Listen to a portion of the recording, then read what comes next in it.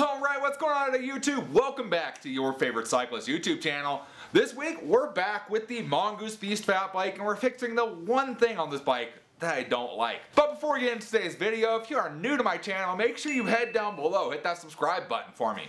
If you already are subscribed, make sure you hit that bell icon down below. That way you get notified every time I upload. Knowing that amazing is awesome cycling content on this channel.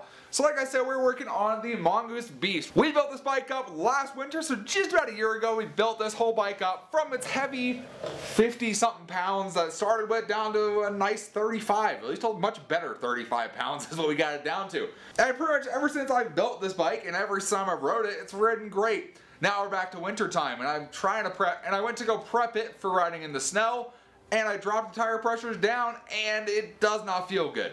And I'll tell you why it does not feel good. And that was from the video where we talked about putting a smaller tube in the tires here. So these are a 26 by 4 tire, 26 inch by 4 inch tires. So they are big old tires, and with that comes a big old tube, huge tube, big old guy here. This weighs a lot, not surprisingly, it's a big piece of rubber. Yeah, this weighs a lot. So we said, okay, let's get rid of this giant tube and let's go down a couple sizes and we'll see if we can make that fit. So what we did, we went from that big old tube down there, let's say 26 by 4, down to this guy here. And this is a 26 by 2.5 to 2.8 tube right here. So quite a bit smaller, about an inch, a little over an inch and a quarter thinner of a tube. So it doesn't take up near as much room, and it works. It actually worked pretty good in there. It dropped a little bit of weight. It really wasn't that much. We had already replaced the original tubes, which were freaking heavy.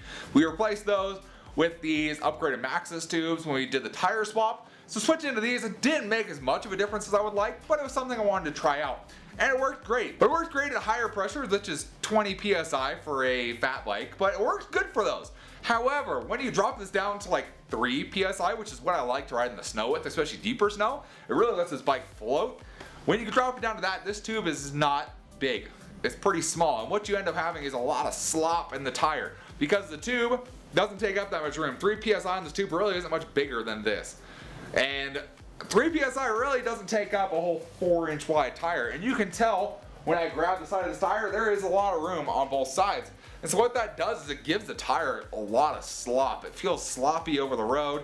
It doesn't feel great. And it's something that I don't like about this bike very much. Now this is the tube that got a puncture in the summer. So this was on the rear of the bike. I've already switched the rear back to a standard fat bike tube. A 26 by 4 inch tube is already back in there. Now I'm going to switch the front to the same tube. Just because for myself and what I was looking for, sure it lost a little bit more weight. I don't remember how much it was exactly, but it lost a little bit more weight. The performance doesn't match what I want it to be. And that's ultimately where the problem comes in. When you're stuck on losing weight on your bike so much that you sacrifice performance and how you want the bike to feel, that's where you kind of got to back up, and that's what we're doing here. We're backing up and we're changing that back over to the standard fat bike tube. So we're a little bit later, we're a year smarter, we've now had experience with a fat bike.